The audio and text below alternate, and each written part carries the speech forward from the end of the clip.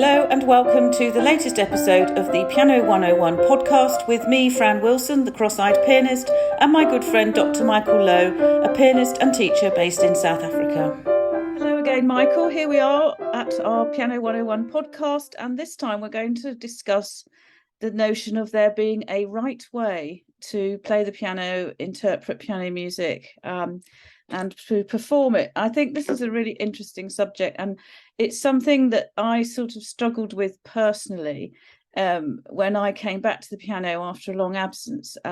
So when I was having piano lessons as a child and a teenager, there was very much a right way to do things, and I'm interested in where this comes from. You know, the kind of orthodoxy that surrounds it. Where does it come from, and why do people adhere to it? In some instances with an almost fervent enthusiasm for it. So what's your view on this? Where do you think this, first of all, this notion that there is a right way, where do you think it comes from? I think, Fran, it's great to have you on to chat again, as always. And in reply to your question, in response to your question, classical music, or it's an art form, it's very much to do with tradition. Something that's been passed down from generations to generation to generation. Of course, that's one of the, how would you say, the cornerstones of what is sort of expected of classical music. Like Beethoven taught, for example, you look at someone like Claudio Arrau, he's always very proud to say this, that Beethoven taught Liszt, taught Czerny, and Czerny taught Liszt, and then Liszt taught I can't remember the direct line. Liszt taught his teacher Martin Krause, and then Krause taught him. So in his opinion, when he plays Beethoven, he has a direct line or direct sort of like his interpretation can be traced back to the original composer himself. So I think that's part of what classical music is about. But however, I do want to say this though, but as no disrespect to Claudio Arrau, who is one of my favorite pianists, one doesn't have Beethoven's hotline. So, you can't actually say that, Beethoven did this during his day, or also the information has been passed down from generations. Is, call me cynical, but it's a bit like playing Chinese whispers. Things will get lost between a different person, or different people will interpret it slightly differently. So I don't think there is the way. There is absolutely one way of playing the piano or interpreting a piece of music, in my opinion.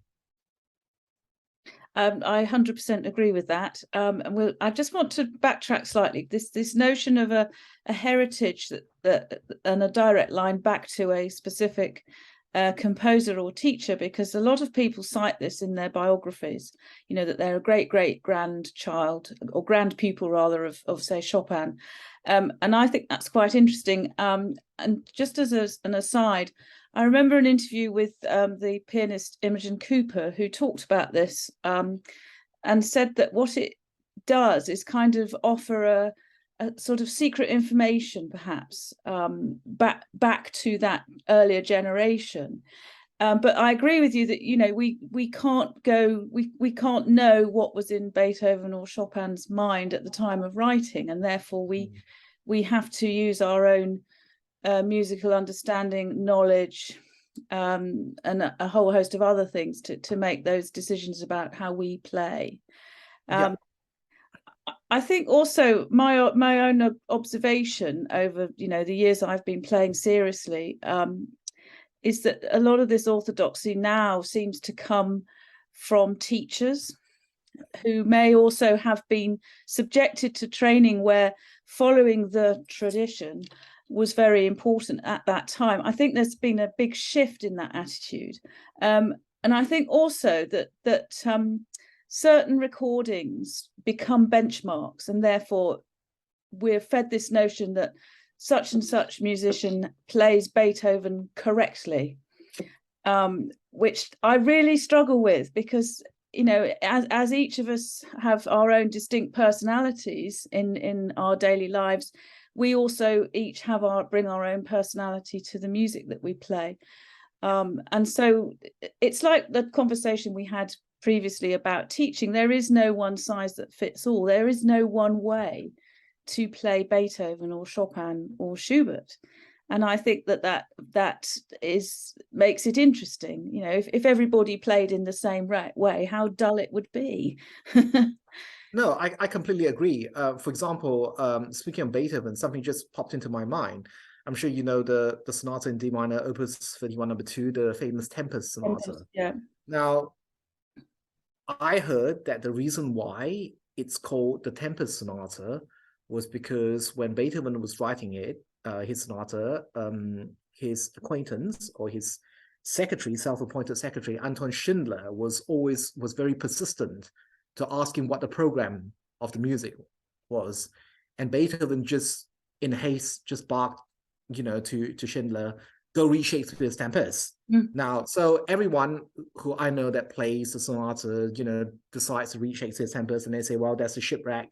Bum, bum, bum, bum. The first theme, that's a shipwreck. And then the second movement is meant to be Miranda and all this sort of stuff. In my opinion, it's almost like Beethoven saying to Schindler, well, just excuse the language, just fuck off or something. Just go and read Shakespeare's Tempest and leave me alone. That's how I interpret the whole thing.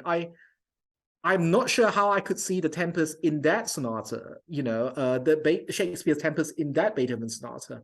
Am I making sense? Absolutely, and I think that's my interpretation of the thing. And that's really interesting because I know the story, and I know that the piece has that title. I mean, funnily enough, I've been playing it recently. I mean, you can argue that the opening movement has a storm in it.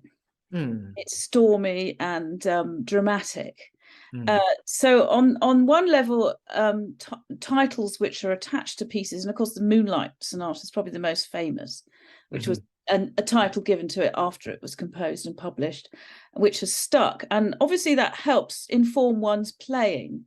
It helps spark the imagination. But I think that there then can be a tendency, again, to sort of use those tags and titles as almost as a constraint. Whereas for me, things like that should be a way of provoking the imagination and sort of setting one's musical imagination free to some extent. And I mean, the same thing applies with some of Chopin's etudes and other works, which have nicknames and titles which were not necessarily his.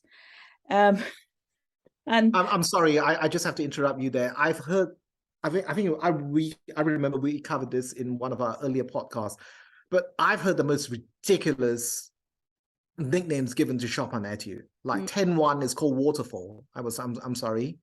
10-4 is called Torrent. I was like, okay. Yeah. So what you call 25 number 7, the slow one, the easy one. Yeah, I don't know where all these nicknames comes from. It's absolutely bizarre. I get it. 10-5, you call it black key because all of it's the black key. Then there is the revolutionary. Then maybe, there is the winter wind. Some of them are, credible. But then some of them are just absolutely bizarre, Yeah. I don't know who made them up. I agree, and actually, I like Debussy's approach with his preludes that apparently when they were first published, the titles were at the end of the music, so you were able like afterthoughts. Afterwards you were then able to form your own picture, as it were, of the music from what was on the page without any kind of preconception or this relates also to my idea of having a concert where there is no program and the audience don't know what they're going to hear. Oh wow. Okay.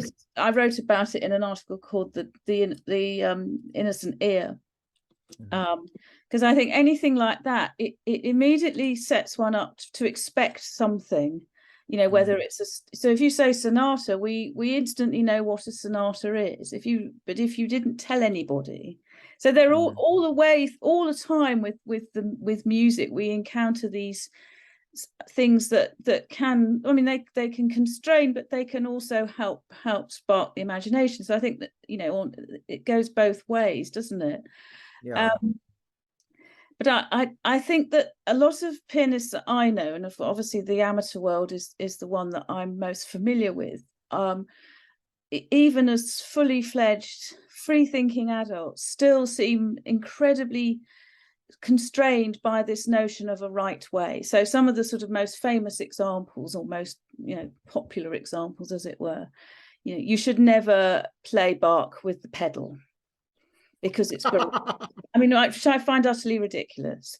And actually, if you think about it, and you think about an Urtext edition of Bach, is perhaps one of the most exciting things to have, in that it's a blank. It is almost a blank score. There's so little direction, and I guess it was, at the time, Bach's keyboard players and other musicians and instrumentalists would know what to do, because they played that music day in, day out, for example, in the court. So they would know how the composer would like it to be played, and how they should respond to it. But I think for us as modern players, coming to a score where there are very little markings can be a wonderful thing. And I think that that music should be allowed to be set free. I don't believe that there's a right way to play Bach. Personally, I might upset a few people by saying that, but I mean, my own take on it is to play it in a more romantic way, with rubato, because music needs ebb and flow. I don't think it should be strict, and with lots of expression. And yes, play it with pedal. We're playing it on a modern piano. Why not? Look, I completely agree with you, Fran. All I want to add to that is that two things. The first thing is that when you say, and that's why I don't perform Bach as much as I study Bach, because everyone has too many. If you think people have enough preconceived ideas about Mozart, then people have even more preconceived ideas about Bach, because nothing's written on the score. It's not like playing Liszt or Rachmaninoff, where Liszt writes a diminuendo and then you do a crescendo. You better have a good reason to do crescendos. And that I think is the main challenges of playing Bach. Now, the second thing I want to say about playing Bach is that I always think of it as such. How would Bach play his own music if he has a Fazioli, a beautiful Steinway Grand in front of him? And that's how playing Bach in front of the modern piano. I'm not saying that we don't adhere to certain performance practice, or certain sort of like rhythmic structures, or certain traditions when we play music of that time. Of course, I would think it's completely wrong to play Bach like you play Schumann, like you keep dividing the hand and indulge in rubato, which a lot of people do with the theme of the Goldberg variation, and it absolutely annoys the living daylights out of me. Or they either try to do Glenn Gould and they play it very slowly, and again, it doesn't sound like them. It sounds like them trying to do Glenn Gould, and it goes back to what you said. Certain pianists, great pianists, have made individual and very personalized recording of the piece, and then that's been seen as the benchmark, and then all of a sudden everyone tries to copy that. But that I'm not interested in that, because then you'll sound like you trying to do a watered down version of Martha Argerich, or you trying to do a watered down version of Alfred Brendel, which you're not. When I come to hear you play, when you come to my masterclass, I'm interested in what you have to say, what you have to say about the music. Of course, if you were to say to me, look, I think that Michael, in my opinion, the Liszt transcendental studies have to be played like, sort of like Prokofiev, then I would be like, okay, then show me. You have to convince me, but you better have a good reason to do that. I think one of the most famous example is Glenn Gould's interpretation of Mozart's sonata in A major, the famous tam ti dam pam pam. Now Glenn Gould does, for whatever reason, ta ti da ta ta ta ti da ta ta. Now, for me, musically, that doesn't work, because that last note is the end of the phrase. Now, there is a slur marking, and musical common sense denotes that if it's the end of the phrase, if that's a slur marking, the last note has to be softer, ta, ti, da, ta, ta. And if it's two notes of the same, the second note, like a singer, has to be a diminuendo of the first note.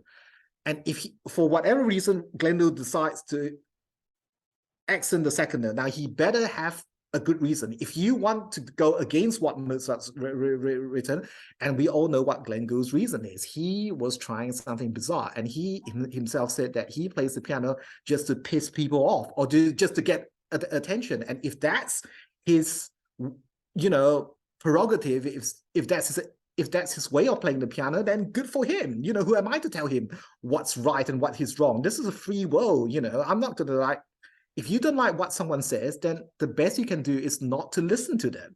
Exactly.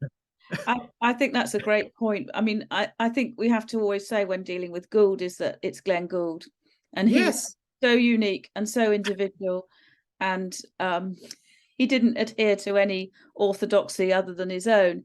And that's what makes his recordings so interesting. They may not be benchmarks, but they offer so much. If one's looking to form one's own interpretation, to listen to them, it gives one ideas about things that work and things that don't work. But I certainly agree with you about his performance of that Mozart. It does go against it sort of goes, as you said, it goes against kind of musical common sense, doesn't it?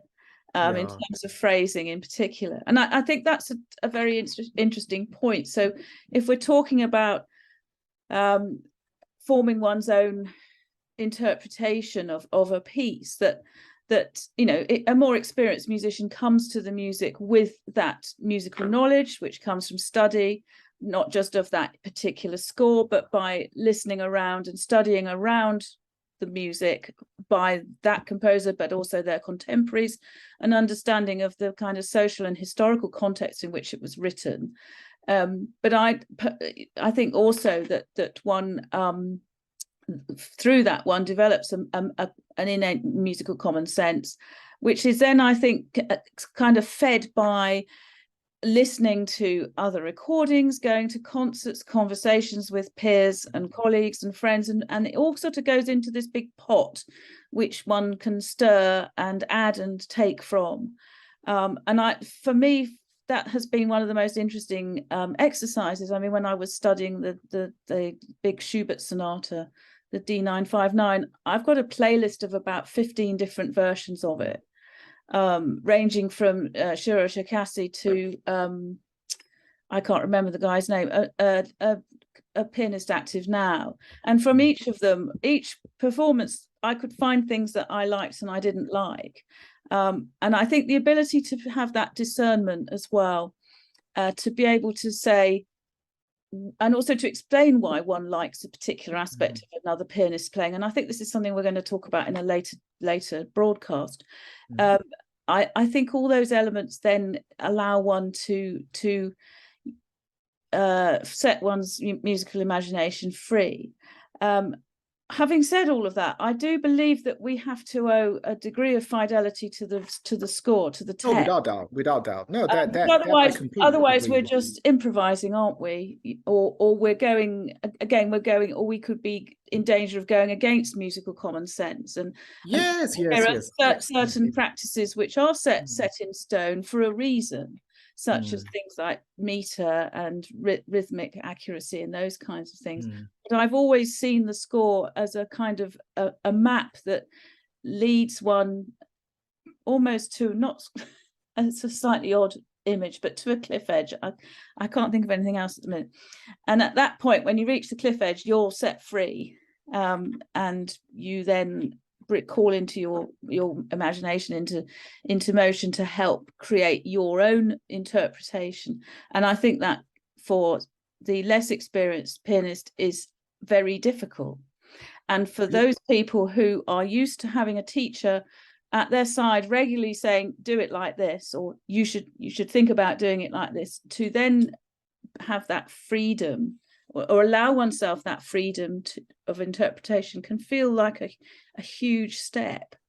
And I'm not sure, because it's quite a few years since I taught regularly now, I'm not sure how one guides a student to that state. What's your thoughts on that as someone who teaches regularly?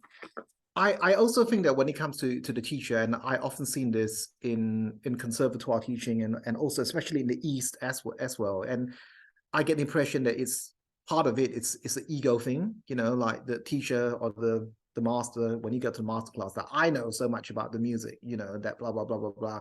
This is how we do it here. You know, you have to do it. It's either my way or the highway. You know, that sort of stuff. I mean, there was a story. I don't know how true this is. That was a legendary story about Rudolf Zirkin, you know, who's actually one of my favorite pianists, extraordinary musician. I'm not saying he's an easy musician to watch, because every time when he plays on stage, he looks like he's, you know, involved in this titanic battle with the characters of the music that he's playing. But he's an extraordinary musician. Anyway, there is story of him. He has a music festival in Vermont or something, and he was giving a master class on Beethoven's Opus 110, a sonata which I'm sure you know very well. Now, someone walked in, and then someone decides to play the opening arpeggio, instead of playing it all in right hand, in the right hand as Beethoven suggested, that's written in the score. This person decided to break it up between the hands. Now, Zirkin was totally outraged and walked off. Now, I don't know. I think that's maybe, look, I wasn't there, and this was just an account that I was told. Now, I don't know how true that is, you know, but I just find it, things like this, it's a little, perhaps a little over the top. Because if you look at someone like Mikhail Pletnev, who's an absolutely fantastic pianist, I mean, there are times that in his recordings that he absolutely not only doesn't do what's in the score, he actually cheats. I remember watching him playing the Tchaikovsky trio in Verbier, and there is a part in the last movement, you know, where he actually doesn't do what's in the score, but it sounds exactly the same as what he was doing to that Tchaikovsky's written. But going back to your question, I want to say that one can only encourage the student and have an open mind. And sometimes when the student comes up and with an idea to say that, okay, you know, I want to do this, so I'm going to try this. For me, at the end of the day, the most important thing, Fran, is to be convincing in what you do interpretively, you know, and does the music come across? Now, if someone was to say to me, right, I'm going to arrange, for example, physically now we're talking, I'm going to arrange the opening part, opening gesture of the Hammerklavier for two hands, I would be like, yeah, I'm not so convinced about that, because in Beethoven wrote that the Hammerklavier is such a struggle for Beethoven when he writes the piece. So by playing it one hand, the jump, ta-tam, you know, it shows that sense of tension, the struggle. The entire piece has to be like that. That's why Beethoven wrote that incredibly absurd metronome marking, because he doesn't want you to play it that fast. He wants the piece to be an absolute struggle, you know, to play the titanic tussle. And some pianists don't understand that. But some pianists say, "Oh, Beethoven, Project equals 140, they're going to try and play that." But that's just my opinion of the piece. And but at the same token, if one of my students comes to me, and I remember talking to a guy at Chapels in London about this piece, if someone was to come to me and says to me, "Michael, you know, my hands are not big enough. I'm studying the Brahms first piano concerto. I would like to play the osseous interlocking trills." I would say, then go for it. Now, because if you're not an Amazon, and we are all at the mercy of the body that we're given, if you're not an Amazon and you can't reach those crazy trills that Brahms writes in the first piano concerto, or the scherzo of the second sonata, play the interlocking trills, because the interlocking trills actually sounds more effective when the orchestra is behind you, as opposed to try to play the original trills that Brahms written. So, you know, I would like to think that there are negotiation, but unfortunately, some teachers don't look past that. A lot of pianists don't look past that. They're like, "No, Brahms written that Brahms needs to be hard. Then it has to be hard." There are passages in Liszt that's absolutely impossible for me to play, but there is a way to play them. I say this, and I don't want the listener to go around and say, "You know what, Dr. Lowe says I can now go and rewrite Liszt." I didn't say that. You know, you have to decide, and you have to make concessions to say, okay, right, things work here, things doesn't quite work here for me. I've tried it for a few months now, it doesn't work. What is it? Be creative, be imaginative. The sky's the limit for you. You know, the score should be just you know, like you say, a map, a guide. A you know, guide, but like a guidebook, isn't it? Yeah. yes. I think that's a really good point, especially about adapting to one's. I mean, I haven't got particularly large hands, and I remember when I first played some pretty challenging Rachmaninoff for one of my diplomas. One of the Etude Tableau, it's the E flat one from the first opus. It's called its nickname is Fairground, and it's got these massive chords in the final section, and and it's fast. I mean, I actually looked up a recording of Rachmaninoff playing it himself as part of my research, and I just, I sat in a corner and cried afterwards because I thought, metaphorically anyway, I thought I can never play it at that speed. But he had remarkable facility and big hands. So I went to my teacher and I said, I'm really struggling with these chords, and I was fearful of aggravating, tension and tendinitis. Yeah. So she said, miss some notes out. And I said, oh, is that all right? She said, of course it's all right. And of course, in that particular section of the score, the left hand has all the fun. The left hand's got the melody, and it's great big noisy octaves in the left hand, all the actions there. The right hand is really the accompaniment. So it didn't matter. And in fact, as it turned out, when I got my results of the diploma, it was one of the pieces the examiner liked best.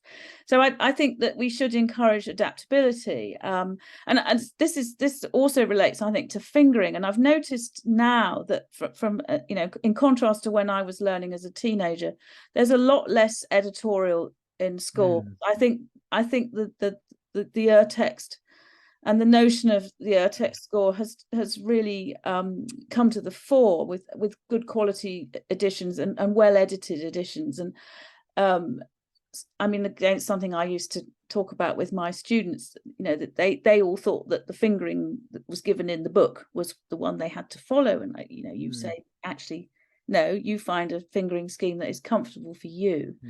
And I think giving students permission to step away from those rules, which aren't really rules at all, they're just guides, is really important. And I think as a teacher, one has a responsibility to encourage that, and to encourage more kind of creative solutions to certain technical problems like that. And I think that we then help our students find their own path through these things. It's the same when we comes to play the piano. The way someone sit on the piano, and I see a lot of like Graham's video as well, when people write in to ask him, how low should I sit, how high should I sit, what is the ideal keyboard position. But one actually doesn't know. I don't have the answer to that. I think the best thing the teacher can do is actually just sit with the student and just work, just experiment, and to find out,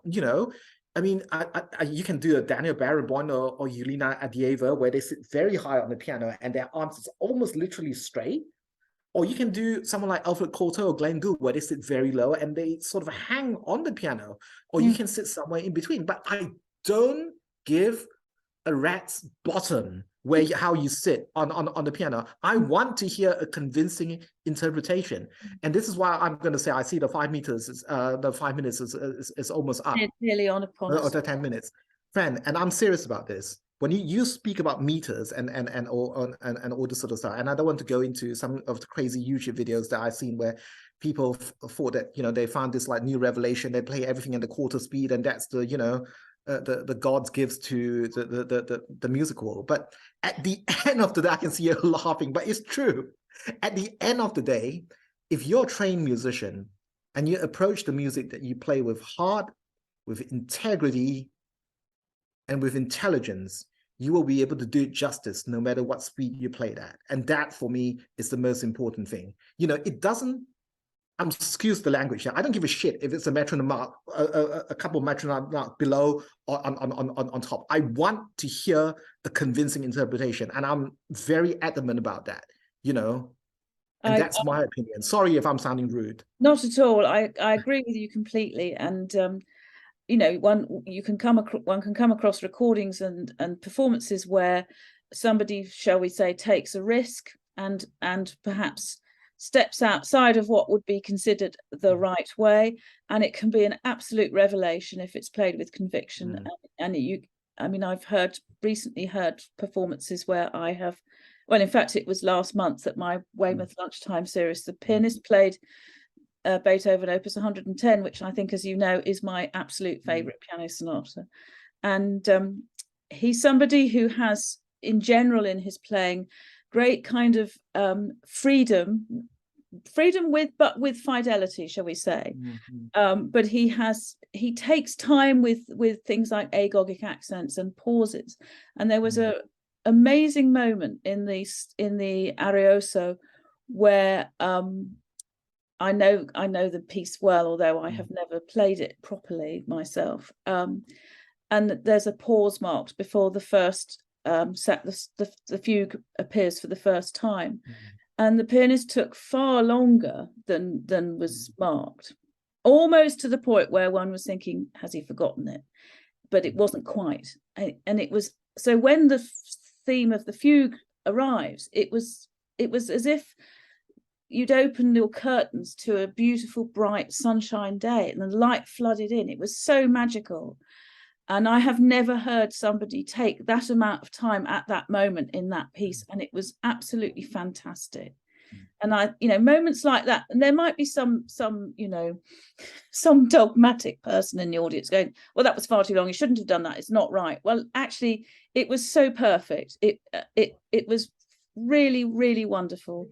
And things like that, I think, are really special, and they should be treasured. And for me, I put it into my scrapbook of ideas about how one can use things like tempo rubato and pauses to create absolutely magical moments, but done with conviction. I think if I tried to copy that, it would sound false and contrived, and unfortunately there is quite a lot of that about as well, isn't there?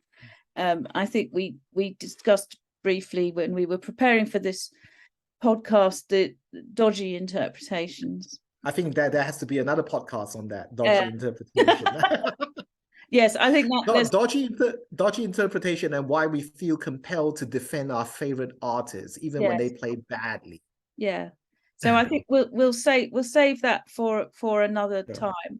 And we're running out of time. So as usual, we'll consign something to our Piano Room 101. And I think we're probably both in agreement that simply there is no right way.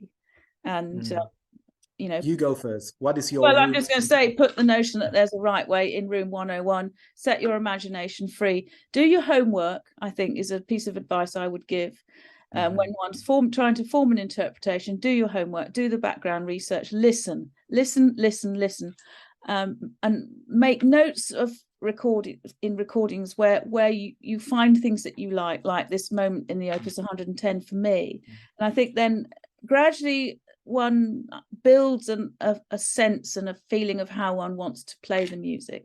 That's a bit ephemeral, what I've just said, but that's my approach. And I think in the end one has to let the imagination and the heart lead at the final moment, because people come and hear music for the emotional content, not necessarily the intellectual. That's my point. Over to you. My one is just very simple. There is no right way, but that's I'm just going to add on to that, but there's definitely a lot of wrong way. That's what I'm going to say. And it's all to do with taste, obviously. But then again, that's another podcast, subject in itself. Absolutely. Like what you said about the Beethoven, you felt it was perfect, but someone obviously will feel that it's too long. And at the end of the day, it doesn't matter. It's like going to someone might love going to Burger King, and someone might prefer McDonald's, and someone might prefer KFC, that sort of stuff, or Angus Steakhouse, and someone might prefer fine dining. But I'm more of a spare ribs and hot wings and chicken wings person anyway. No, I think that's a very valid point and a good one on which to end. Okay. Thank you, Michael. Until next time, friend. I think we might discuss our favorite pianists and share some of our thoughts on our personal taste. Sure. Excellent.